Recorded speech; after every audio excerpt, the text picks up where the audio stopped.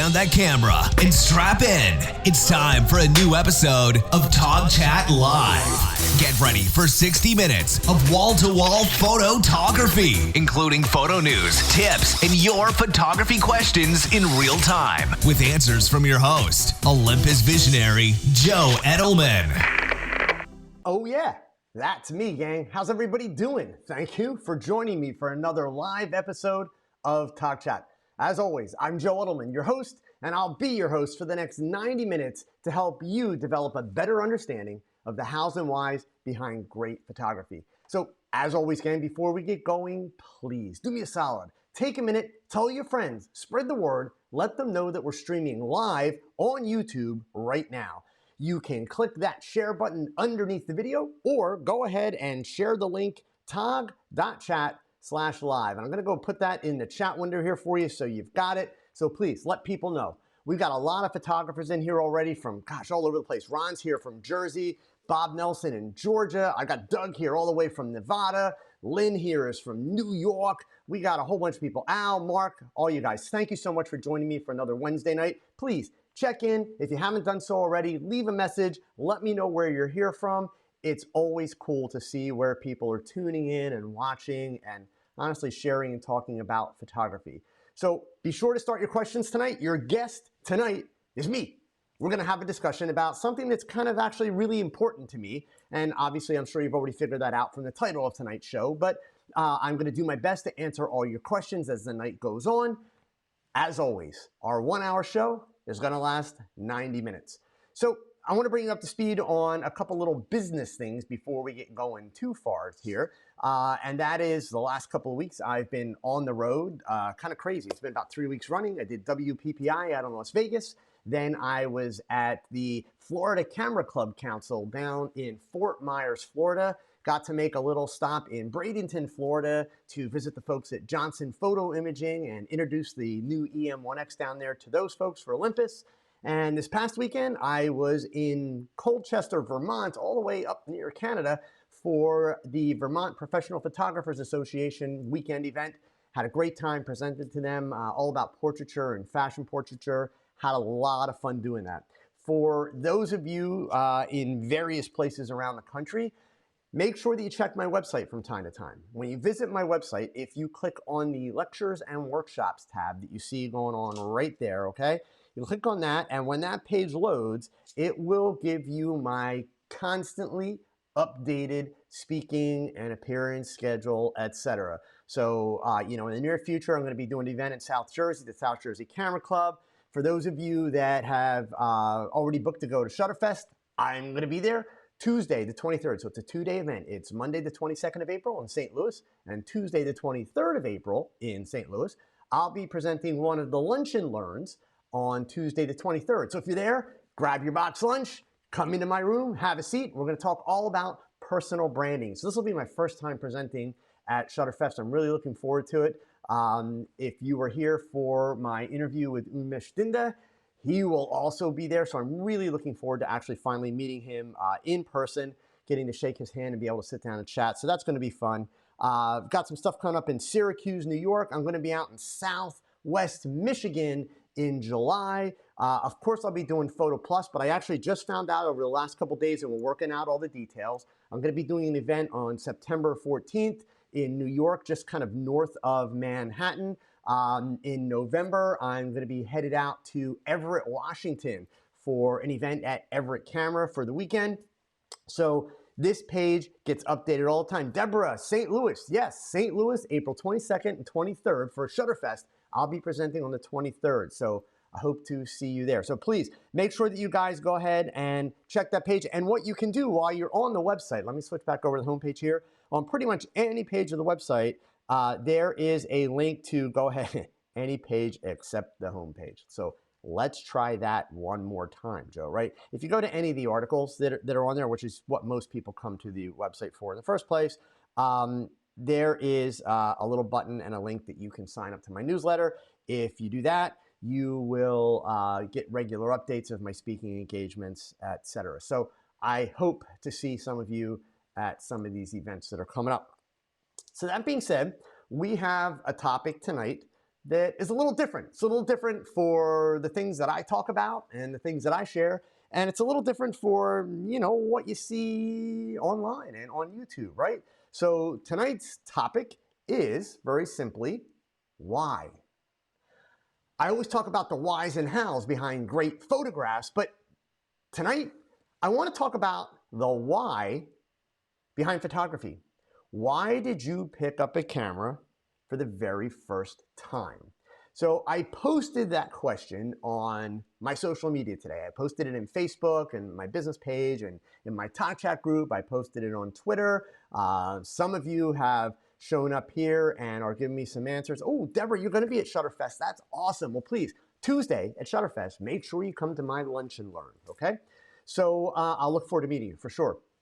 So, this is something that I was thinking a little bit about this past weekend because I drove to Vermont and drove back. So I had like a 6.5 hour drive each way, plenty of drive time to just think, and consider things. And for me, that's actually when I do a lot of my best thinking and some of my clearest thinking is when I've just got like a mindless task like driving for a couple hours to do. So, one of the things that I will admit, and I think a lot of you know this, kind of has frustrated me of late, and that is between the photo blogs, between YouTube, between all the drama, between certain YouTubers, photography is just kind of out of control. We live in this time where, as far as I'm concerned, it is probably the most exciting time in history, short of when the Kodak Brownie came out and suddenly almost anybody, well, at least anybody with some money then, could actually take pictures. I mean, George Eastman with the Brownie really did bring photography to the masses. But right now, today, I think is probably the most exciting time ever to be alive and to be a photographer, or even just to take pictures for fun.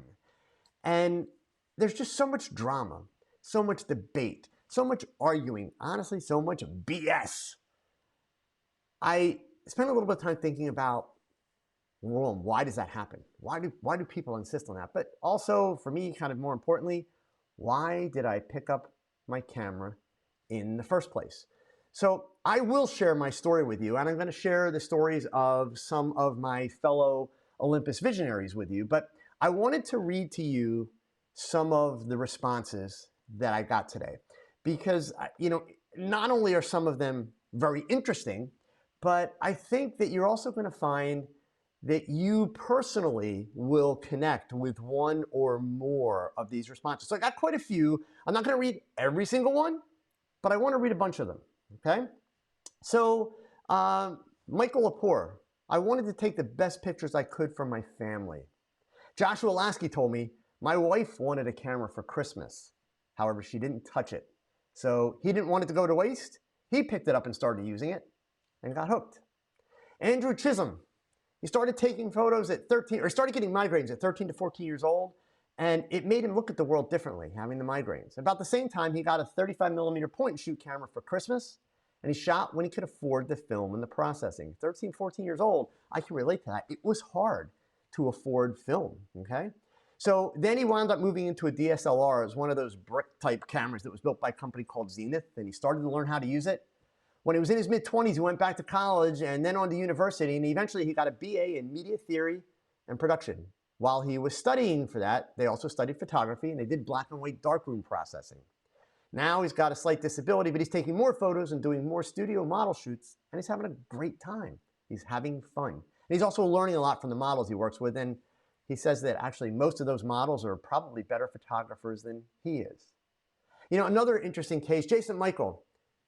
He suffered, and still does, from chronic back pain that went unresolved for a lot of years. He was trying to find a job in his field during the worst firing crisis in his profession in decades, and he really needed something to occupy his time.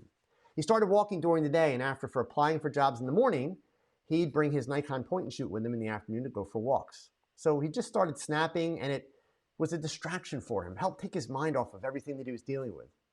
He started posting on Instagram, and he really stressed about going public with the page and sharing it, but ultimately he did, and it helped him build confidence and learn about Instameets, where he could go and meet local photographers. And then he grew and grew more. It became his favorite pastime and a much needed release. And then when he gets to a point where things start to flare up, he goes to his camera. So there's even more here. Let me pick a couple more. I want to leave my visionary friends for last.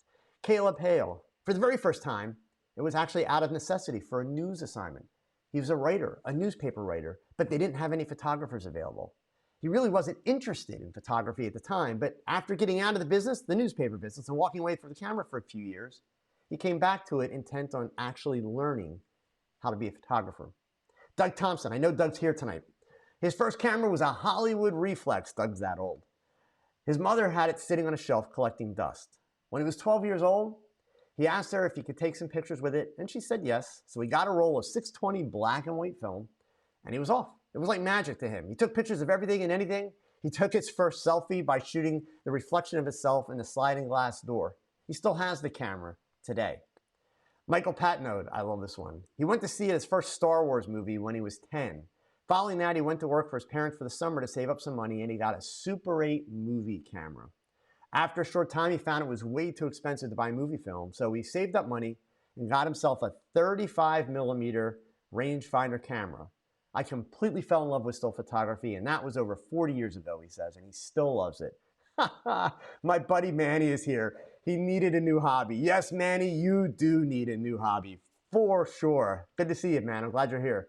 So, Randy Wolf. Randy Wolf is a guy who's a year older than me, and I went to high school with him.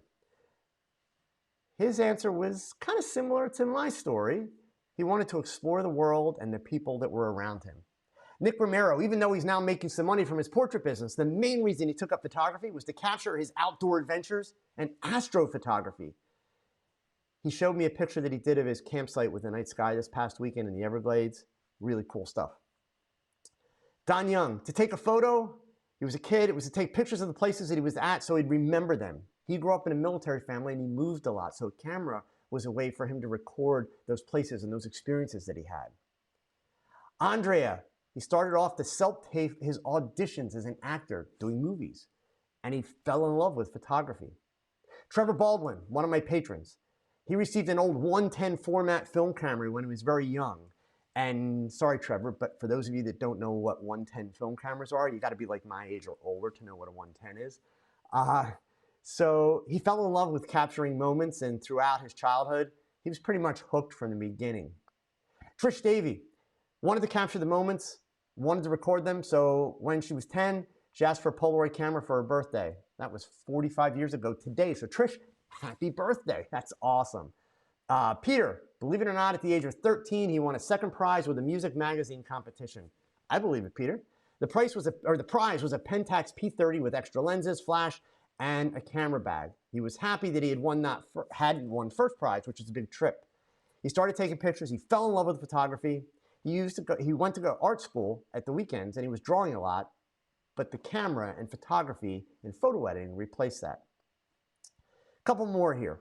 Mike Osinski, his dad and his godfather. Dad was into 8mm movies, so Mike was his little helper. And after helping his godfather develop film negatives and then making prints and slides, he was hooked. That's also where his love for black and white photos came from, and also doing photo restorations. It was fun in the darkroom with those old timers. Jerry Andrews, neighborhood family friend, exposed him to cameras in the 7th grade. A boy with a camera drew in the teenage girls, and he was hooked. I can understand that, Jerry. It did have its benefits, yes. Ryan Fisher, he was in high school and had the greatest art teacher. Ryan, I hear you on that one because I had some amazing art teachers that did some incredible things for me. Let's see here.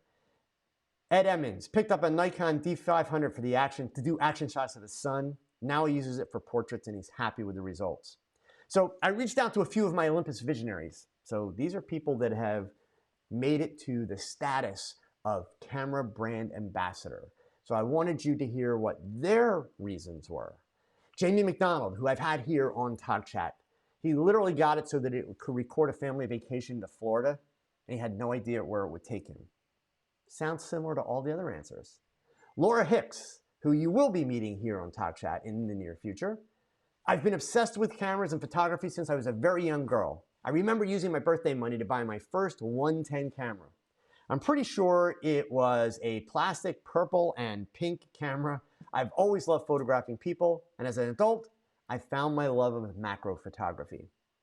Tracy McGlosky, who you also met here on TogChat. When our first son was born, the camera became a fixture in her hand. Peter Baumgarten, who you will also be meeting in the future, an amazing landscape and natural settings photographer in Canada. At 12 years old, he got his first summer job flipping hamburgers and making french fries at a fast food joint in the resort town that he grew up in. By the end of the summer, he had made about $1,000, which was a lot of money for a, as he says, pimply-faced, pubescent youth. His dad was a bit of a photographer, so Dad encouraged him to buy a 35mm SLR. They went to the local camera shop, and he ended up buying the Olympus OM1N. He still has it, still sits on the shelf in his office. He was instantly hooked and became quite a passionate photographer throughout his teenage years. He was inspired by his high school geography teacher, who was a published photographer, and by the readings of the great Canadian photographer, Freeman Patterson. Another Olympus visionary, Alex McClure. The places I saw hiking as a kid were amazing, and my stories were really incomplete without the photographs. And I've got lots more, and I see a lot of you sharing here. Monam, my dad, in fact, here, let me share these with all of you guys, okay? My dad used to have a darkroom and developed his own pictures. They were magical to me. My first camera was a Polaroid D3200, a cheap digital one. It was priceless, and he learned very fast and learned a lot. Nick here, his dad had a Yashica Mat 120 camera and a Bell & Howell Super 8 movie camera. It was a Bell & Howell Super 8 movie camera that actually got me started. I'll tell you my story in a minute. Having seen that, he got a Canon FTB 35mm camera, and in the mid-70s, he wanted to be the yearbook photographer. Floyd here, let's see. Back in, let me make Floyd a little bit big here. Back in the late 60s, the Kodak Instamatic 126. So for those of you that don't know, the 126 format was square and a little bit bigger than the 110 format. It was the most advanced and coolest piece of technology available. The love of photography very quickly grew mainly for family and holidays. So let me tell you my story. Why did I pick up a camera for the very first time?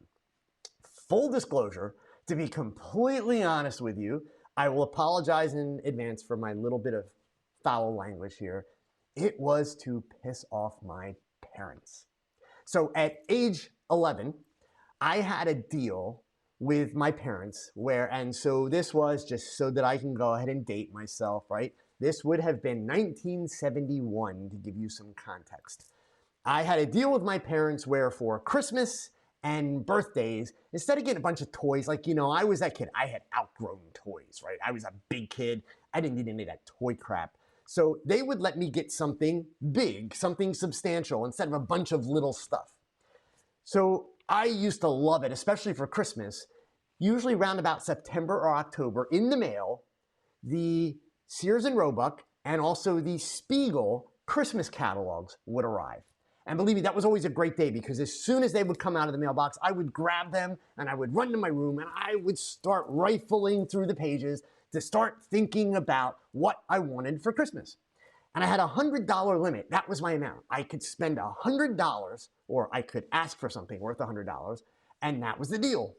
So my parents had an 8mm Bell & Howell movie camera, which I was fascinated by.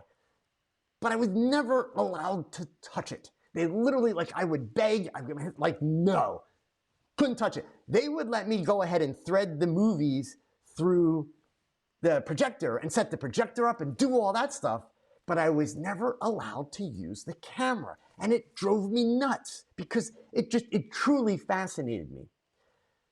So flipping through the cameras, or through the catalogs, I stumbled on the camera section and the movie cameras. I couldn't afford the movie cameras. They were all more than $100, not even close. But in the 35mm SLR cameras, there was a camera. It was German. It was a Hanimex Praktika. That's Praktika. And I actually have it in my office. I should have brought it down. I did not prepare properly. I'm sorry. But it was a Hanimex Praktika Nova 1B. For $75. This is 25 whole bucks underneath my budget, right? So I immediately ran to my mother. There it is. This is what I want this year. I want this camera. And literally without hesitation, my mother was like, no, not that. I was kind of dumbfounded. My parents, I was an only child, so yeah, you can argue I was probably spoiled a little bit, right? But they had never told me no. I had gotten a stereo system one year and, not a really expensive fancy one, but under the $100, the whole bit. They had never told me no. And my mother's like, no, absolutely not. And she wouldn't even talk to me about it because I tried, I wanted to argue and reason, nothing. So like any intelligent 11-year-old, I went to Dad. It's like, Dad, come on. You guys made me a deal. Look, it's only 75 bucks. Why can't I get this camera? And Dad backed her up. No dice. Not getting it. I was furious. I honestly, at this point, probably more out of stubbornness than anything else, I had to have that camera. So I kept badgering my dad because I knew that I wouldn't get anywhere with my mom. I kept badgering my dad. And finally, my dad turned around and he said, look, you've been saving money because you wanted to buy a mini bike, which is, today we call them kind of like scooters and that, right? I wanted one in the worst way. They were all the trend in the early 1970s. And I had just about $80 in my savings account. And back then, remember, everything was done on paper. There were no computers keeping track of anything. You had a little passbook. And even a kid, if you had your passbook and it was your name, you could walk into the bank and take your money out, put money in, the whole bit. So, my dad, just to shut me up, said, look, if you want it that bad, skip on the mini bike and go buy your own camera. Well, he clearly never thought that I would actually do it. So the next day, I went and I got my passbook for my savings account without my parents knowing. I went to the bank. I took the money out. I rode my bicycle about 2 miles across town to Cardinal Camera. For any of you that are in the Philadelphia or Lansdale area around, southeastern Pennsylvania, you've probably heard of Cardinal Camera. It's one of the oldest camera stores around. And I bought a Hanimex Praktica Nova 1B for $75. And they were kind enough, they threw in a filter and a roll of film for that money. I think they were kind of amused that I was an 11-year-old kid buying that camera. So that's how I picked up. Trevor, thank you so much, man. I appreciate the super chat. Thank you. That's how I got my first camera. That's why I got my first camera. And then I had a series of events or images that all happened relatively quickly. Oh, Nick, you know what? That's a great question, Nick. So actually, Nick just asked here, did your parents ever tell you later why they were against the camera? I did have conversations with my father about it not long afterwards, and they were completely right, Nick. My parents, so in my parents' defense, because I realized, you're right, Nick, I just made them out to sound like terrible people. No, they were actually right in saying no. I was an only child. I'm not going to say that I wasn't at least just a little bit spoiled. I was one of those kids, I had tons of hobbies.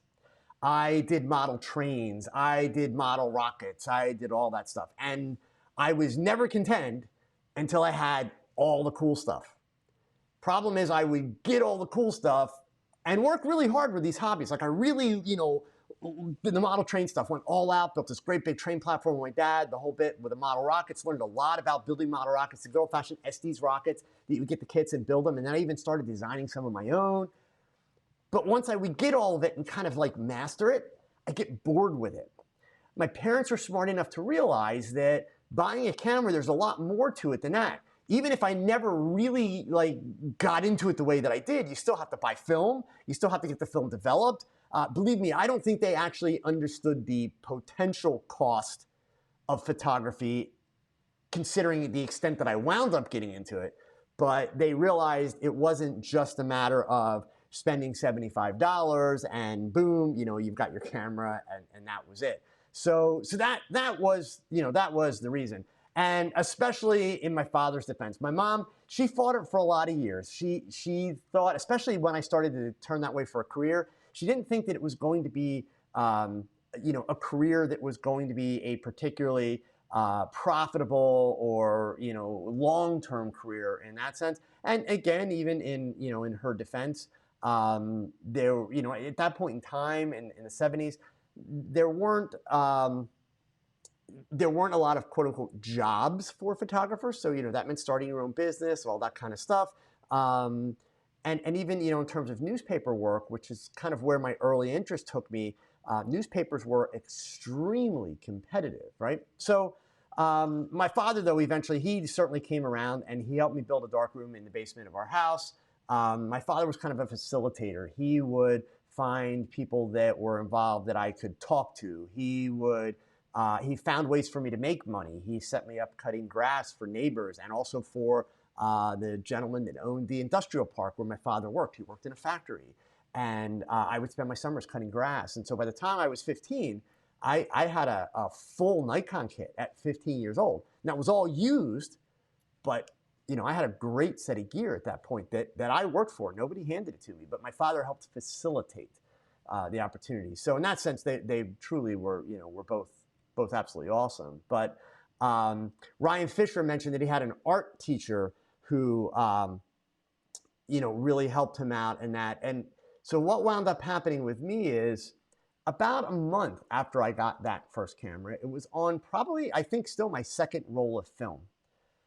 I took a picture of my father one night sitting in a lawn chair in front of our house, and he,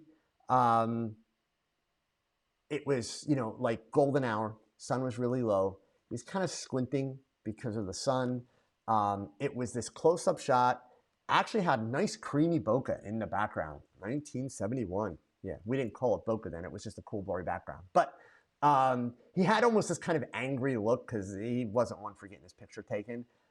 I just loved the picture, loved it. It was like amazing. And this picture, like, this kind of like lit the fire. There was just something about this picture. I wasn't really trying to make a portrait or just the light was cool. He looked cool. I took the picture, boom. I mean, I still 2 rolls of film into the process. I had no idea really what I was doing, what was going on. I just loved it.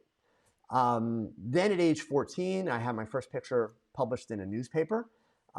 It was actually of a dead body that had been chopped into parts, covered by sheets, not gruesome, right? But they were covered by sheets on a railroad track. It was a person that had been run over by a train.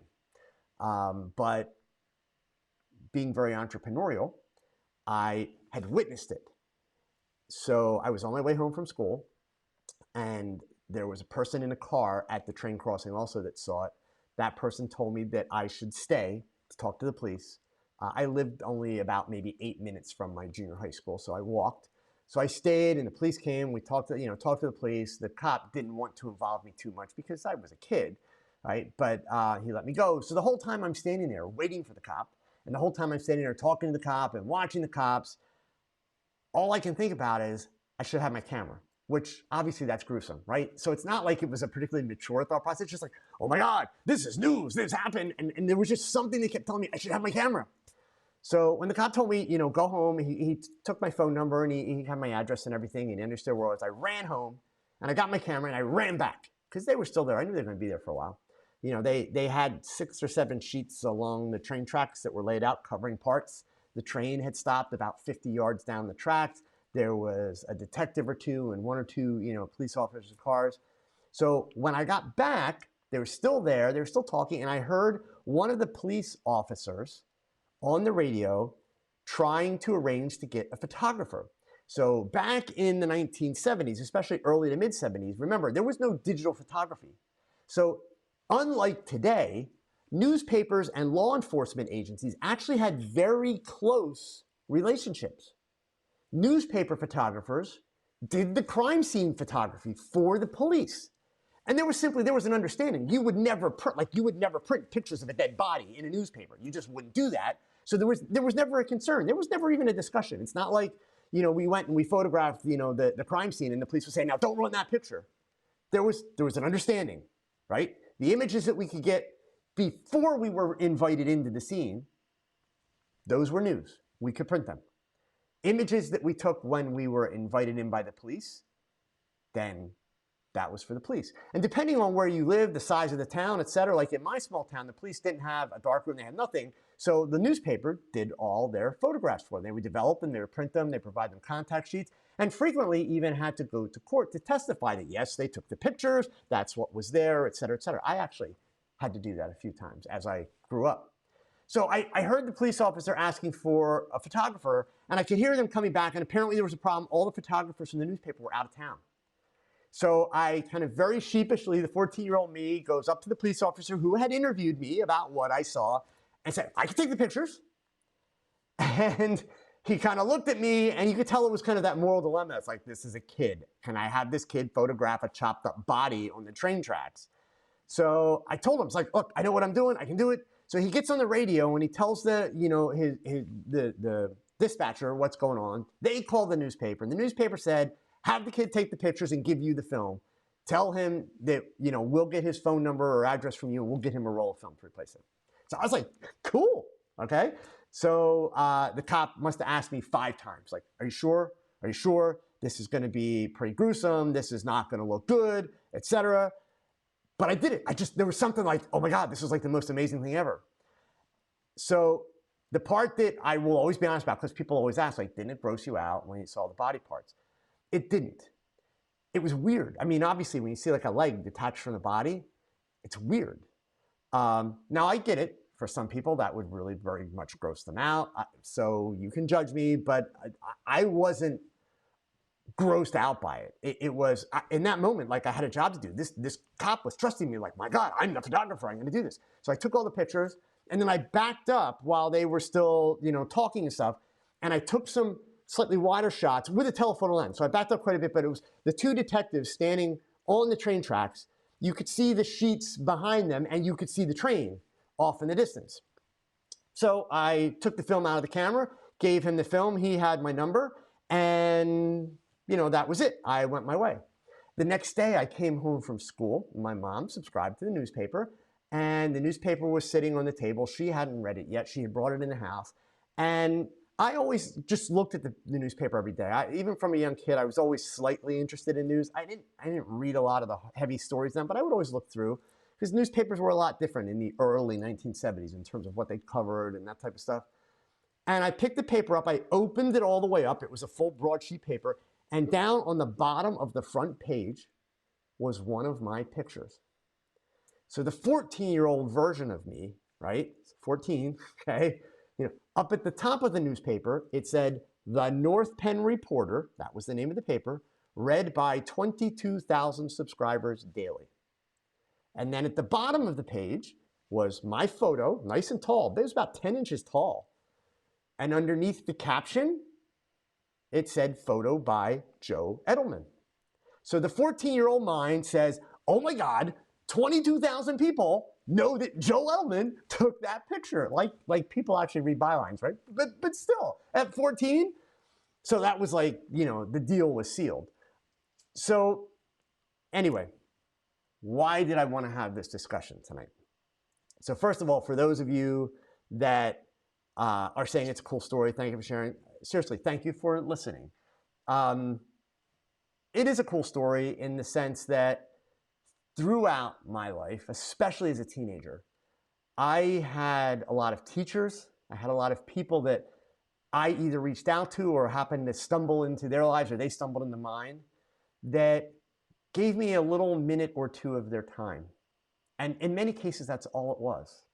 The gesture that they made was a very small gesture in their lives. They probably wouldn't even remember it today if I could talk to all of them. But it had such a huge impact for me. But to go back to what I was telling you in the beginning, my drive back and forth to Vermont and just having lots of time to think and consider things, it really got me thinking about, all the drama that we see on YouTube these days. Tony and Chelsea arguing with, Jared Polin, or Tony and Chelsea arguing with Ken Wheeler, the angry photography. I mean, I will admit, it seems like Tony and Chelsea are arguing with just about everybody these days, but nonetheless, it's like all this drama. And then, you know, Olympus comes out with a camera, or Sony comes out with a camera, or whomever comes out with a camera. And it's not good enough for this, and it sucks for that, and it's way too big, or it costs too much, or it's this, or it's that. And it's all this drama. And, you know, the websites like Petapixel and DIY Photography, websites that I like, they have helped me build my following. Absolutely. And they publish lots of great stuff. But much like Tony and Chelsea, they're actually doing a disservice to the industry.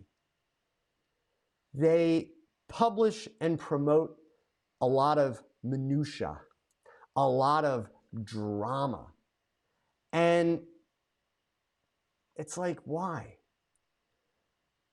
Obviously, if people are going to watch it, if people are going to comment on it, if people are going to engage in it, you kind of can't blame them for publishing it, right?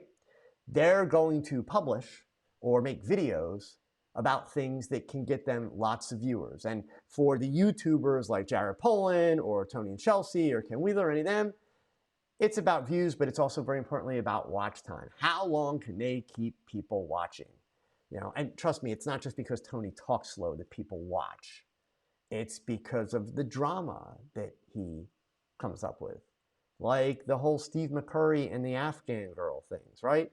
Like, why? Why does Tony care? Why does anybody that follows Tony care? How is it their business? It's not their business. It's just not. You know, there's already been lots of drama around Steve McCurry, and you know, I'm not going to defend him and say that he handled it the best by suddenly saying I'm no longer a photojournalist and now I'm a storyteller. But you know what? The images that he did retouch were amazing images to begin with. And his body of work and the things that he's accomplished in his career are still incredible. So is it unfortunate? Yeah, it's unfortunate that that drama happened. But then suddenly it just gets dug up out of the middle of nowhere with a whole new spin on it. And why?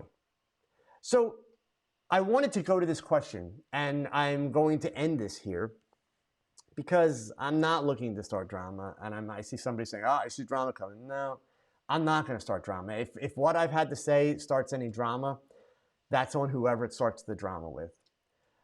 I wanted to read you guys the stories of why people picked up a camera. And I'm hoping if you do follow me on Facebook or Twitter or any of those, that you will take a minute and go and read some of those stories. One, because you're going to find that there will be more than one story. I promise you, there will be more than one story that is very similar to your story. But none of these stories, not one, has anything to do with the internet, has anything to do with YouTube, has anything to do with he said, she said, this is right, this is wrong. Not a one of these stories had anything to do with rules. Not a one of these stories had anything to do with competitions or winning ribbons or getting points or likes or follows or any of that. None of it had anything to do with that. Now look, I love this technology that we call the internet. I love it. It holds so much potential. But don't get hung up. I beg you. Just like I tell you every week, listen, if you spend 90 minutes with me, promise me you will spend 180 minutes with your camera before you come back and watch me. Because I'm not helping you if you're spending more time watching me than you are trying to take pictures and failing so that you can learn. So I just want you all to think about, why did you pick up a camera? Feel free to share your story, but more importantly, you think about it, you consider it. And remember that. And honestly, every day, every week, every time that you have your camera with you, remember why you picked up a camera. Remember what that turning point was. I told you my turning point. It was getting that picture published well, first it was that photograph of my dad. I was hooked on that, but then it was I was getting that picture published. Those were the moments. Those were the watershed moments that really honestly defined my future. And I knew this is it. This is where I'm going. Many times in my career, I've forgotten those moments. Many times in my career, I chased things that really didn't hold value to me. I chased them because I assumed that they were the right things to do, because that's what other photographers were telling me, or because that's what the internet was telling me. So every time you have that camera, every time you have the opportunity to create, remember why you picked up your camera in the first place. And hopefully, it will keep you focused on the things that matter. Hopefully, it will keep you focused on the things that will help you grow and develop and prosper as a photographer. So, my thoughts, hopefully you find some value in that. I've seen a lot of really, really great comments go by, which I really, really appreciate. Adam, you can't get clicks without the drama. You know, you might be right, Adam. There is certainly a lot of value to the drama if you're interested just in clicks. Absolutely. I am determined to not go that route. I simply am. You know, you folks that have followed me for a while, you know that if I have strong feelings about what somebody's doing or what they're saying, I mean, like I talk about Tony, you know, Northrup on a fairly routine basis. This is a man that I have tremendous respect for. This is a man who I have tremendous respect for his photography and for his ability to teach. Don't take my word for it. Proof is in the pudding. Look at his older videos, much older videos, where he actually taught photography. The value that he brought to the community was outstanding, right? So it simply was. But I talk frequently about the fact that I wish he would go back to that.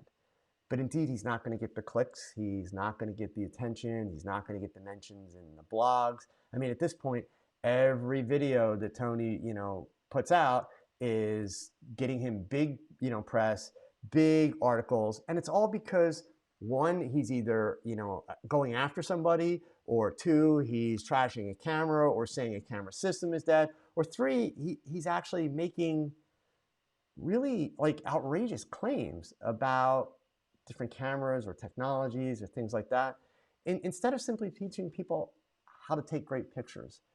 Because all that minutia does not make better photographs. So anyway, gang, Deborah, I'm with you. I'm not into the drama either.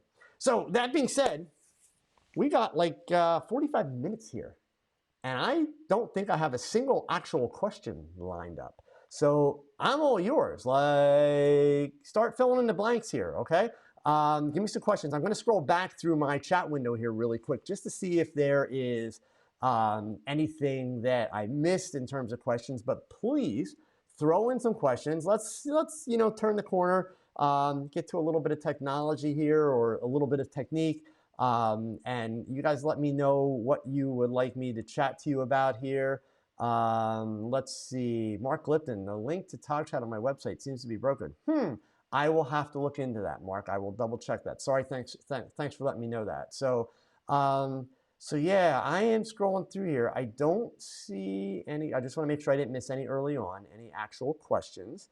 But hopefully while I am scrolling through here, you guys are starting to type a few questions in.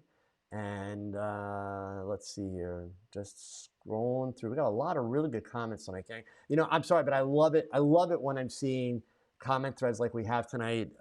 You know, people just really contributing and adding to the conversation in a very positive way. So, you know, thank you. Okay, very, very much here. So let's get down to the end. Let's see here. SRO Digital, you stopped watching Tony's channel after you said Micro Four Thirds was dead. Yeah, I mean, you know, look, it's so hard because everybody's entitled to their opinion, right? but yeah, I mean, for me, when I go back and I look at that video, and it's not because I'm an Olympus guy, swear to God, it's not. When I go back and look at that video, I don't see any actual information of value there and any actual legitimate reasoning. I just really don't. So um, let's see here. James T-Hand, have you used the V-flats from V-Flat World?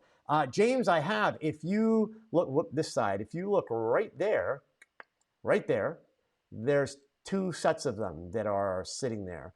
So I'm assuming you would like to know my thoughts on them. So here, we'll go ahead and I see a couple quick questions in here. So James, let me know what you want to know about them in the chat, and then I'll go grab one of them there. It's hard backwards. I'll go grab one of them and I'll set it up and show you guys. So Adam, do I have, let's see here. Do I have any posing videos in my resources? I do. There's a couple times where I've touched on posing and that. My approach to posing, Adam, but before you go digging, by all means, go check it out. My approach to posing is that pose is a 4-letter word. Please remember what your mother taught you, right?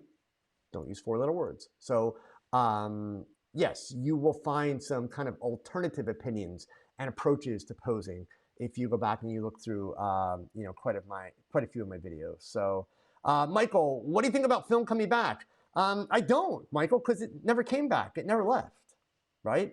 Film isn't making a comeback. I would disagree with the idea that it's making a comeback. Film is, I think, in more of kind of an art space at this point than it is in kind of a professional lane. That being said, there are a lot of really, really excellent, really, really high-end wedding photographers that are, that are doing film work and they love it, they swear by it.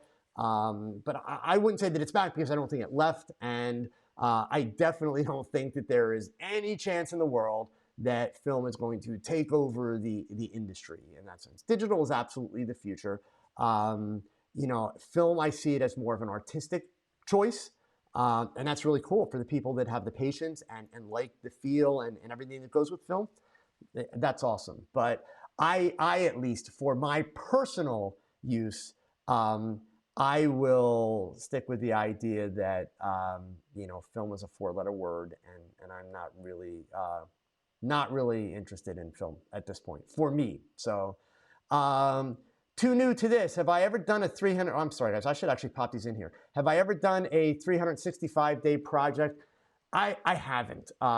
Full disclosure, I did try one once, and like most people, I lasted probably 4 or 5 days before I was like, okay, this is gonna be like a lot of work. I have been very, very fortunate in my career that I don't feel like I have ever had a job. Even today, right now, I work all or part of 7 days a week. I love what I do, and that's not a complaint. I'm not asking for any sympathy. I am blessed to have a wife who is incredibly tolerant and supportive of what I do, but I don't feel like I work. When I do something like a 365-day project, excuse me, I feel pressured.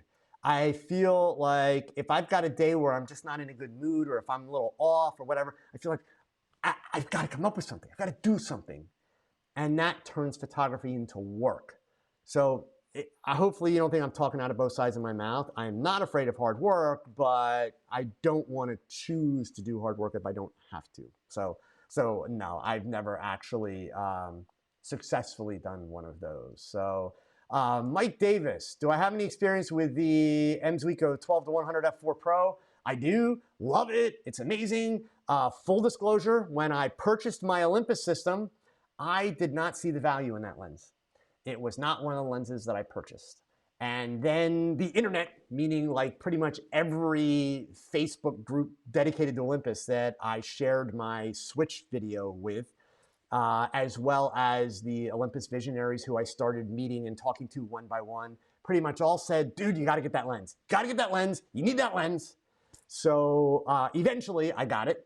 And yeah, now it's hard not to use it. It's a great lens. The f4 has not bothered me once, has not caused me any issues. Don't get me wrong, the 45 millimeter f1.2, the 75 1.8, and the 25 1.2, they are still my go-to studio lenses. But when I'm out and about, need a lens that's going to cover a big range. I mean, keep in mind, so for you full frame shooters, that micro four thirds 12 to 100, that's a 24 millimeter to 200 millimeter equivalent in a lens that's like this long. So yeah, I absolutely love it, Mike. Sharp as can be, super quick autofocus. It also has the built-in image stabilization that takes you up to like, just over 7 stops. It's awesome. So great lens. Let's see here. Next up, I know I'm going to get the name wrong, so I will apologize in advance. I was going to say Mateus. I hope I haven't butchered it too much. Do I have an opinion on the AD200 flash from Godox? Yes, love it. I have 7 of them. They're mostly all taken down right now, but if you look up in the top of my video screen, so we'll go right up there first, there's 2 of them sitting right there. And then there's 2 right over there, one there, one there. Yeah, that's what I use at this point, both in studio and on location. I travel with them as well. So yeah, I like them. So, all right, let's see. Next one here. JG47. I know you said you would join Jamie and Mike if they came to Philly. Any plans on visiting Jamie and Mike for anything in Michigan? So I will be in Michigan in July. 26th, 27th, 28th, I believe it is. And I don't know the geography that well. I'm going to be kind of near Grand Rapids, about an hour outside of Grand Rapids at Holland, Michigan, which is, I'm going to be on the campus of Hope College. And my understanding from Jamie is that that is really near the famous barn. So if you follow Jamie McDonald, and if you're not, you should be, as well as Mike, but Jamie has a barn that he has photographed over and over and over and over again in all seasons and all weather conditions at all different times of the day from all different angles, you name it. So I'm actually kind of excited that I might get to see the barn while I'm there. But I will be in town for an event, so I'm not going to have a ton of downtime, but I have at least talked to Jamie. Definitely do plan on being able to connect with him. I mean, I'm still hoping maybe that Olympus will give us a reason to meet before then. Olympus does do an event for the Visionaries every year where they kind of get us all together. And actually, we're expecting to hear a little bit about that soon, but right now we don't know where, what, when that's going to happen. So if I'm lucky, I'll meet him before that and meet the remainder of the Visionaries that I haven't met yet. Yeah, I mean, it's something I definitely would like to do. I would really like to be able to go out and shoot with these guys. I mean, like, honestly, one of my dreams would be to be able to go out and shoot for a day with a guy like Jamie, shoot for a day with Mike, go to Canada, shoot for a day with Peter. God, even better yet, to be able to spend a day shooting with, I mean, no disrespect to those guys, but to spend a day shooting with Larry Price or Jay Dickman, Pulitzer Prize winners. Jay shoots for National Geographic. Yeah, how cool would it be to be able to go out and spend a day, shooting alongside them and that. So definitely in the future, and certainly when that kind of stuff happens and comes together, I will be sure to let you guys know. Okay. SRO Digital. Let's see here. Whoops. Why is that not letting me add it to the broadcast? There we go. Your brilliant intro video where you dropped the camera, etc. Was that all your own work, or did you outsource some of it? It was all my own work, and yes, I really did drop the camera. It's not as devastating as you would think. So first of all, understand that TV, video, or TV movies, all that kind of stuff. They do this thing called Foley. Foley is how you create sound effects, right? So in the video, and if you remember, I used to do it with the Nikon. Also, I dropped the Nikon, previously. I took 3 really, really thick comforters from beds, bunched them up in a big pile, and took 1 sheet of paper, just 8.5 by 11 paper, laid it on the top of that pile. So the sound effect that you hear when the camera drops is actually really the camera. But what I'm doing is underneath me is this big pile of comforters. When I let go of it, the camera drops, and when it hits that paper, that's the thump, the thud sound that you hear when it's hitting, it's kind of a thick 8.5 by 11 paper. So that's what's happening. The only thing that was outsourced in that intro is the DJ voice. So obviously when you hear that, you know, it's like put down that camera, strap in, all that stuff. Actually, it's a DJ from Canada that I hired to do the intro and the exit piece. But other than that, yeah, I did do it myself. So thank you for noticing. So let's see, Oryx. What do you think? Buy a camera like the Fuji X-T30 or the Sony a6400 to start practice and then learn about filmmaking, or start with something like the XS Max and then go to a camera like Sony a7III or higher? Wow. Well, so first of all, like, why didn't you include Olympus in any of these? You're just saying, you know, because I am kind of like an Olympus Visionary, right? So you might have asked me about Olympus. But so here's the thing. I honestly, from your question, I'm not sure, because I have a feeling we're translating English here, so I don't want to make any assumptions. When you say filmmaker, I'm assuming you mean making motion pictures. If that's the case, I would probably be looking more towards Panasonic or maybe the Sony, but I don't know that the high-end Sony. I don't know that much about Fuji for video. I really don't. After all the drama of the last 6 months over camera releases, starting with the Nikons and one camera slot, and then the Canons, and then the Olympus, the OMD EM1X, I won't lie to you, gang. I have kind of taken the attitude of, when it comes to gear, I don't want to know. I simply don't want to know. Like, I know the a6400 from Sony, the big deal with that is autofocus, I think. I'm intentionally doing everything possible to make myself irrelevant when it comes to being knowledgeable about current camera gear, because that is not what I want to teach. That is not where my value system, goes. You're on your own for camera gear.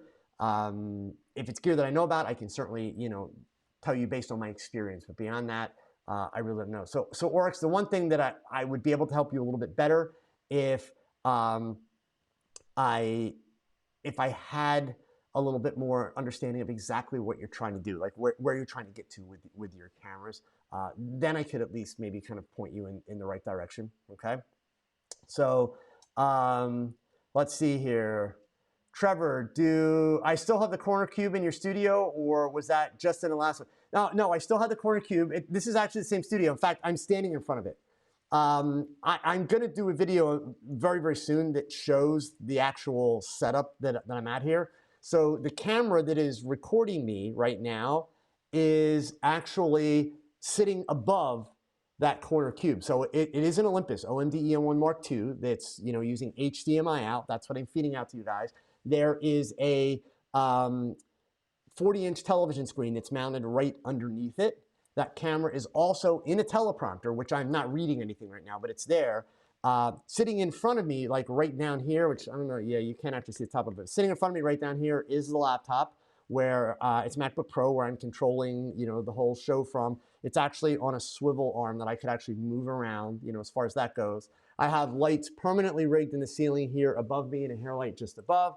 And then what you can't see right now, when I record an actual tutorial, there is, so literally, there's the top of my head, right? But just as I go out of frame right there, there's a green screen that I drop to be able to do my tutorial videos and such. So I've got it set up so that it's all right here. I used to do two different cameras. I had one camera set up for doing tutorials, one camera set up for doing live streams, and now it's all one setup right here. And Trevor, obviously you're one of my patrons. Even on Friday nights when we do our Zoom chats for Patreon, it's the exact same setup. It's just that I'm working with the Zoom technology for software as opposed to the eCamm Live, which I'm doing now. So Deborah, well, here, actually, let me move Trevor's comment here. Deborah's saying that I am blessed. Her husband is jealous and feels threatened by her photography. Gosh, Deborah, I'm sorry to hear that. Like, sincerely, I'm not even, I'm honestly not sure how to respond to that. Obviously, when we start getting into the relationship side of things, that's kind of tough. But I would be a little bit more curious, like in what ways does he feel threatened from a creative standpoint, or is it like a true jealousy thing where it's because of people you're meeting or something? I don't know. But if I can offer any advice, if you give me more information, I will do my best. So Ajax, let's see here. Am I printing my own photos? Oh, asking about printing your own photos versus using a reputable photo printing company. Pros and cons of the two. So I have been doing some of my own printing now for, where are we at? Going on 4 months. I've got an Epson printer that I am loving. Prior to that, sorry guys, lips chapped, dried out. I had stopped printing for about 5 years. And honestly, what I found is when I stopped printing myself, I also stopped printing. Like I wasn't sending stuff out, and I was making myself feel good about it by saying, well, you know, everybody looks at my pictures on a computer, so why do I need to print? And which is really stupid. We need to print. You're going to hear me talking a lot more about printing this year in general. Just like I've kind of made it a mission to try and get people to step away from the drama and the ridiculousness that's out there. I really do want to push photographers to get back into printing. The pros of doing your own printing is obviously you have more control. You can do things faster. You can experiment more without actually wasting as much money. The cons, of course, you know, printers are not cheap. Inks are expensive. But if you are committed to being able to print your images and make nice prints, it is actually cheaper to do it yourself. If you're going to do it occasionally, then I would say to you, yes, it's honestly probably, you know, makes more sense to go ahead and send it out to a lab.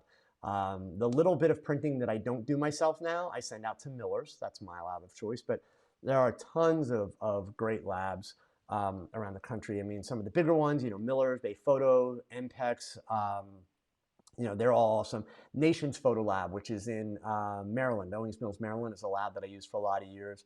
Got great work from them, very reasonably priced. So it really kind of depends, Ajax, on just how much printing you want to do and how much control do you want to have. But I'm really excited. I'm having a lot of fun getting back into it. I've been putting together a big wall upstairs of images of my grandkids and, you know, that kind of stuff, and really kicking myself that I hadn't done it sooner. So let's see here. Adam, thoughts on forced constraints, such as doing street photography with a prime lens or a classic lens, the whole zoom with your feet mindset. Do you see any benefit from an educational perspective?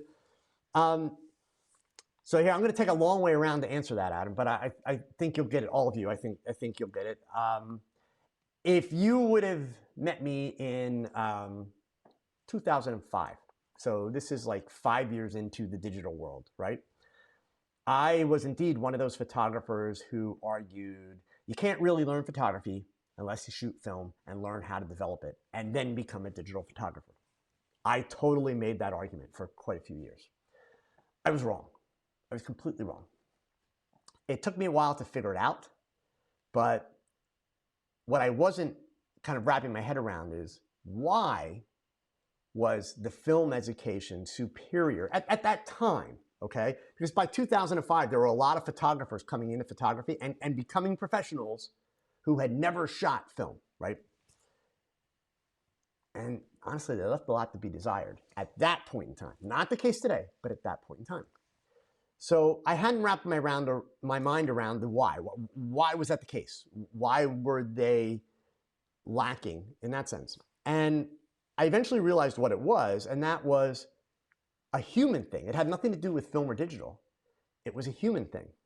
The human thing was discipline. Digital photography allows you to take better pictures faster, quicker, with less discipline. But it still doesn't allow you to take outstanding pictures consistently. Only discipline gets you there. Film forces the discipline. That's why at the time, I would have been the first in the lineup and say, yes, if you're not learning in film, you're not learning. Like, yeah, you know, closed-minded and narrow-minded, absolutely, okay? So to bring that to your question, Adam, I would say that if you are a person that you know you're going to cut corners, you know you're going to be a little bit lazy, and this requires, of course, folks being able to look in the mirror at yourself and saying, yeah, I do this, okay? then forcing yourself to use fixed focal length lenses can actually have a tremendous amount of value because it forces a discipline, right? As long as you are going to compose in camera and actually make compositions and fill the frame, it forces a discipline, which is absolutely outstanding. So that being said, in that scenario, I would say, yes, there's a lot of value from it and there's a lot of benefit, Adam. Beyond that, I don't think that it's necessarily better, or it's just different. So it's a different approach. Okay. So let's see here. Nick, will I consider jumping to the other side of camera and have some guests who are models? Talk about how they deal with photographers, do's and don'ts, and war stories. So you guys think you would find value in that? I'm open to that. Nick, frequently when I go out and I do events, actually this weekend in Vermont, quite a bit when I was out in St. Louis. For those of you that met me at Creve Core Camera last, was it October or November I was out there, actually wound up doing quite a bit speaking about models and photographers' relationships from the models' perspective with models and involve them in the conversation. Yeah, you know what, Nick? I'm completely open to that. There are a few young women that I think actually would be really, really good to talk to because I know, number one, they are very well spoken. They're very good at communicating their ideas. And they're also very level-headed in terms of how they would present their experiences. Because, one of the things I will say, when you're dealing, let's say, with models from Model Mayhem, I hate to always make Model Mayhem the bad guy. Model Mayhem is not the bad guy. It's just a website. That's all it is, right? But by its very nature, it does unfortunately promote sometimes some very amateur, immature behavior from people, both photographers and models. Some people aren't quite intelligent enough to understand that that's what's happening. So since that is their reality, that is how they see, that's the lens through which they see the world and the industry, the modeling industry. And that's not how it works. So, so you kind of got to be careful a little bit about that. But Nick, I'm totally open to that idea. I think it would be a good idea. So I will take up that challenge and see if I can't put that together for you guys, either as a TogChat, which I think would be the best platform. But if not, we'll see if we can do it in video. So, Luigi, when do I come to Italy? Gosh, I wish I was coming to Italy soon. My wife and I were there probably about 15 years ago, and it's been way too long. I would love to come back. So, Nerd45, do I know any photographers in the Twin City, Minnesota area? I'm sorry, I don't, but I can tell you there's this thing called Google. You should check it out. It's kind of cool. No, I'm sorry. I'm not trying to be a jerk. That was jerky. Yeah, no, I personally, I don't know any. Sadly, I'm sure there's probably some that follow me that maybe I've conversed with online, but I don't know them that well. No. So, but definitely, hit Google or even Instagram and do, or Facebook and do some, geographic searches. I'm sure there's photographers there and probably some pretty good ones. I mean, it's a metropolitan area, so there's probably some, some excellent photographers there. So, Adam, am I still using the EM1 Mark II? Hell yeah, man. Well, you're looking at me on an EM1 Mark II right now. I only have one EM1X body, and I don't like switching my bodies out all the time. If I know I'm going to shoot a lot of videos, which I do, and if I know I'm going to do live streams, that camera lives right there. Like this camera that you're looking at, it does not move. It is locked down solid. It's plugged into AC power. That's it. It's got a dedicated lens, everything. So it doesn't move. So yeah, but even for stills, I still, will, essentially the EM1 Mark II would be my backup right now. But every now and then I just pull it out because I want to work with it. Yeah, it's, great camera. So I definitely have no issues with it at all. So, John Cumber, is it your PC or is the video going out of focus? I don't know, man. Maybe don't drink as much. No, I'm kidding. It's in focus on my end. So hopefully, it's okay. A couple other people said it's okay on their end. So, Deborah Freeman, you met me learning about Savage background paper. Oh, awesome. Cool. Hey, Savage. So you guys know that I've done some videos in the past about the Savage edge lights, the LED lights, right? They're coming out with some new LED light panels that are gorgeous. So yeah, I'll be sharing. I'll share share a little bit of that. Okay, so let's see. Adam, 2 of the visionaries use Olympus for video. Don't time them out. I'm not sure what you mean, Adam. Which two other visionaries use Olympus for video? I mean, I know Austin does. Who else does? So, all right. So let's see here. Scrolling down. SRO Digital has a question here about the Godox flashes. Have I noticed or had any issues with any of the flashes giving inconsistent output levels from one shot to the next, maybe intermittently? I have not. So now, let me make this statement and let me preface it. I do not have any factual information. So I don't want to do a Tony Northrup here, right? And speak as if it's fact. I can only share from my experience. I have found more often than not, when you see flash units giving you, and I'm saying when I say see flash units, I mean like Godox flash units or Pulsey Buff flash units or Interfit flash units or Elanchromes or Photix or the major brands, okay? So we don't have to go up to photo or to Pro Photo. We know the Pro Photos are great and we know the light's going to be amazing, right? I have found that generally when you're seeing intermittent color temperature issues or intermittent output levels, intensities, that really what's happening is that you are pushing the strobes, not allowing them to recycle properly, which I'm not going to lie to you, it kind of amazes me how many photographers buy strobes. I don't care if it's a speed light, I don't care if it's a pocket flash like the 8200, I don't care if it's a studio strobe, and then they start like bang, bang, bang, bang, bang, and they're trying to shoot like 15 frames a second, and it's not designed to do that, and they don't let them recycle. Well, yeah, you're going to get intermittent results when you do that because you're not giving the flash the opportunity to work properly. So obviously, I can't say that's the only reason for that. That's the only time that happens. I'm just telling you in my experience, I find frequently when people are running into some issues, that's actually what's going on, okay, as far as that goes. Adam, Nick, thank you guys so much for the super chat. Seriously, thank you. Really, really, really appreciate it. So let me see here. I lost my spot. I want to get back. All right, so Joseph, do photo printers print without the borders, or are the printers, or are there printers that just print borderless? No, actually, most of the photo printers from Canon and Epson that are on the market today will allow you to do with or without borders.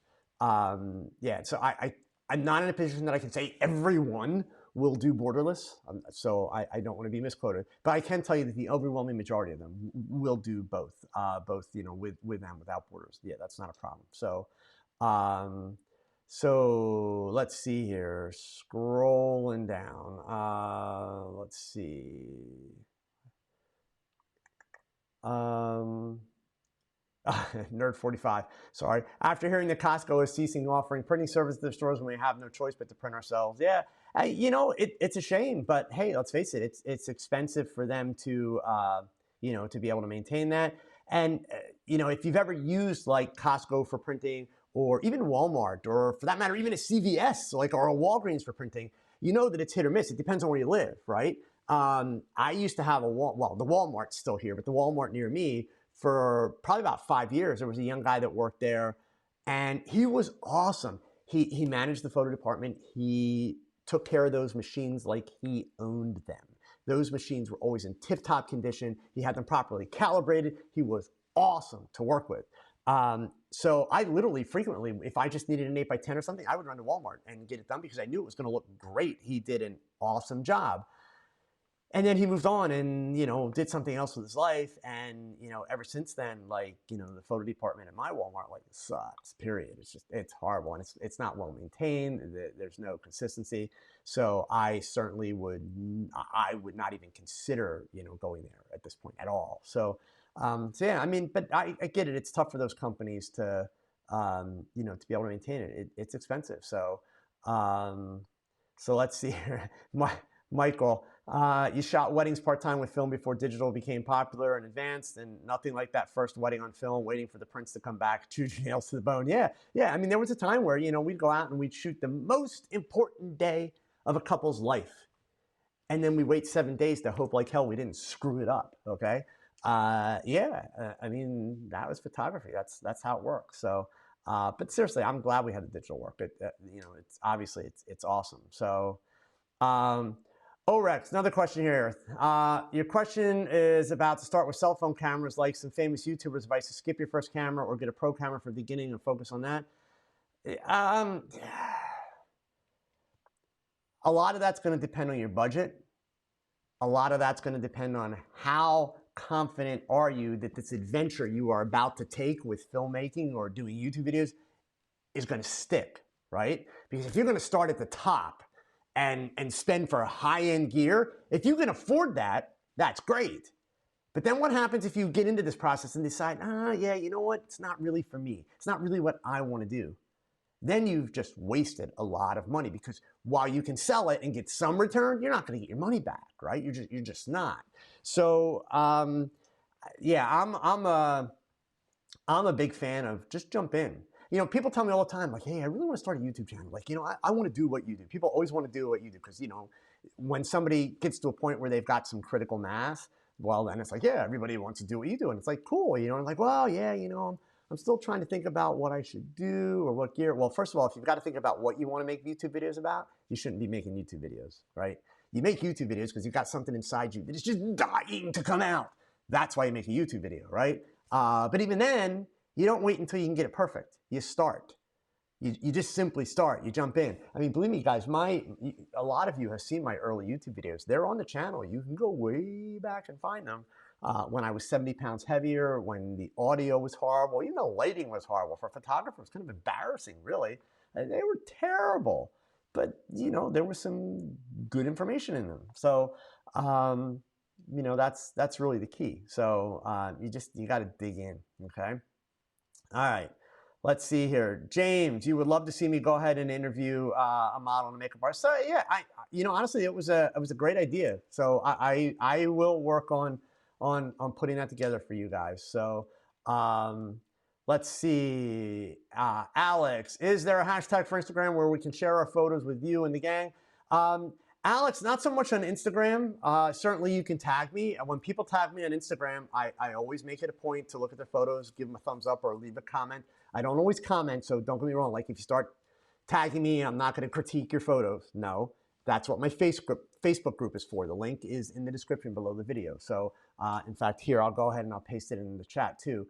But if you tag me on your Instagram, I always make it a point at least to look at the photo. If I can, I will respond. But at a minimum, I will give it a heart so that you know that I saw it, and know that I was there. Absolutely. Okay. So there's a link for my Facebook group. You guys can grab that. So let's see here. Monster 2R. Let me stick that one up there.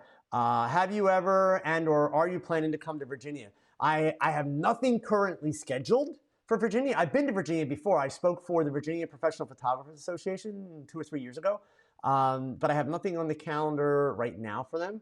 But indeed, if you're in Virginia, talk to either your local photo retailers that sell Olympus. That's one way to kind of get the ball rolling to get me there, or any of your local camera clubs, or if you have PPA organizations and you're a member, let them know who you want your speakers to be. That's how speakers wind up in these various places. You got to kind of let people know that's what you want. So, Bert, one of your favorite lenses is a 75mm f1.8. Have you tried it yet? I certainly have. I own it, man. I love it. The 45 1.2 is still my favorite. That's my go-to. But I frequently, if you go through my portfolio, you will routinely see images shot with the 75mm f1.8. That's not really that unusual for me, okay? Pierluigi, do I use or do I know Shutterstock, and what do you think is the kind of photography to submit there? Well, actually, I buy images from there from time to time that I may be using as a background in a composite shot, or even to illustrate something in a video. I will frequently do that. If you're looking to make money there, you kind of don't need to ask that question. What you kind of do is you need to look at the kind of photography you like to do and then go try and find it on Shutterstock. If there's none of it there, then you have to ask the question, why is there none here? Meaning maybe there's no market for it. At this stage of the game, I hate to be a pessimist, but at this stage of the game, it's unlikely that somebody hasn't already thought of the idea of whatever kind of imagery you're talking about. So the idea that you're going to come up with something that doesn't exist and sell it, probably not that. But then you have to understand that the primary concept behind the stock photography is images for advertising. So that's what you're shooting for. I will tell you that the photographers that are truly making money on stock photography are shooting millions. Yes, I said millions of images per year. They are machines. They oftentimes have staffs that help them, groups of people that help them produce what they do. So do understand that stock photography is definitely not a get-rich-quick scenario. It's just not. Okay. Daryl, with all the sensor sizers today, what would you recommend to a beginner?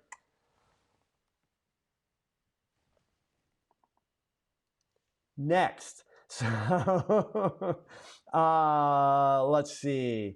Michael Radloff, you have to watch the photo groups on Facebook versus helping. They'll rip you apart. Well, Michael, you need to go join my Facebook group because my Facebook group does not work that way. So I would encourage you, check it out. Let's see, Joe, an Olympus question here. Tethering, what cable do you use? You cannot find one directly compatible with Ollie OMD's connector. Sure you can. Tether tools. All it is a USB-C. It's a USB-C. If you're using the EM1 Mark II or the EM1X, it's a USB-C cable. That's it. So, but Tether tools. If you go to Tether tools, they actually have on their website here. Let me see if I can get it up here for you real quick, and I'll switch my screen over. Okay. Sorry, typing and talking at the same time does not always work for Joe. So let's see again. All right. So bear with me here. Let's switch that screen over and we'll show you. And of course, it's not going to pop up right now. Sorry, guys. But yeah, tethertools.com, they actually have a utility on there. You can, when you click on cables for the product, you type in what kind of camera brand you have in that, and it's going to tell you exactly which of their cables you need. Best in the market.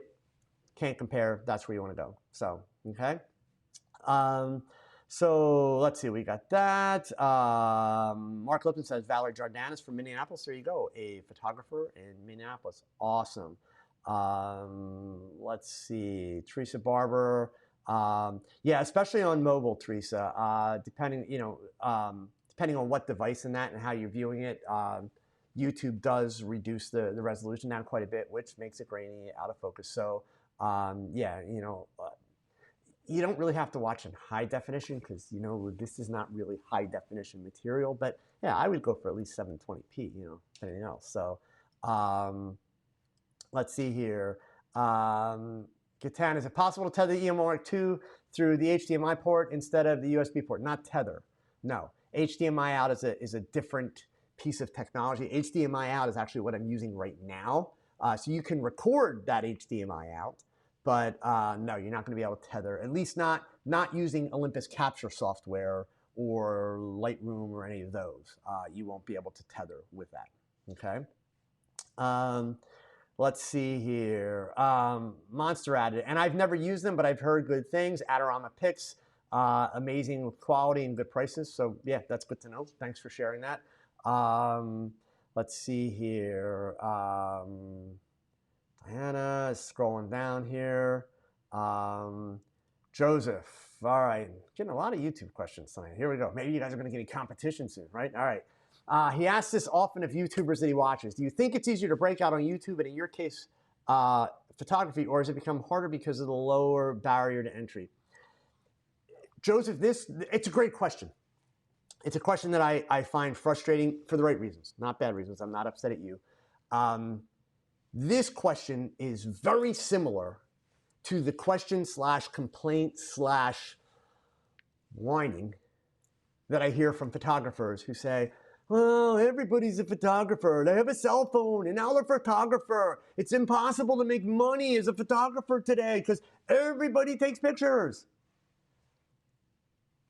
That stuff just makes my head hurt. Makes my head hurt so bad. Anybody that says that Anybody that says, it's so hard to make money as a photographer because everybody's a photographer. Well, fact of the matter is everybody is a photographer. Let me explain to you why everybody is a photographer. This is a fact. Everybody is a photographer. Go to the dictionary, Merriam-Webster, look up the word photographer. And it will tell you that a photographer is a person who takes pictures. It doesn't say they make money. It doesn't say they have to be professional. A photographer is a person that makes pictures. So guess what? A YouTuber is a person that makes videos. Now, the breakout part. How do you stand out above the crowd in YouTube? How do you actually make money as a photographer? In both cases, it requires a couple of criteria. Number one, you have to bust your ass. If you're afraid of hard work, pack it in now. Number two, you have to know and be passionate about what you're talking about. And that leads to number three. You have to provide value. Because people don't care about you. They don't care about your photography. They care about what value do you provide to them. And that's how it should be. Don't get me wrong. So yeah, people, and seriously, I wish luck to anybody that wants to try. People look at what I do or look at what Manny Ortiz does or any of these people and think, oh, it'd be so cool, all that stuff. Yeah, there's parts of it that are very cool. I work my ass off. I fight to provide value. So that's the point. Is it harder? No. Because when I learned photography in the 1970s, there weren't nearly as many photographers, but the fact of the matter is there also weren't nearly as many professional photographers. The people that were professional, the people that were really successful were working harder than everybody else. They were busting their butts harder than anybody else. They were providing more value, and they were separating themselves from the crowd. So it actually really hasn't changed at all. I mean, it really hasn't. It's the same set of values, kind of same set of requirement. So, okay. All right, just scrolling down here. Let's see. Eric, just bought the EM5 Mark II. I do a lot of video as well as photos. How do I increase the video autofocus speed if possible? Actually, by learning how to make movies, Eric. That sounded snarky. It's not meant to be snarky. So let me explain. You're not going to be able to increase it over what it already is. And by the way, the autofocus in the EM5 Mark II is not bad. But we're reaching a point where we're being absolutely ridiculous and unrealistic about what we want in terms of autofocus. We just are.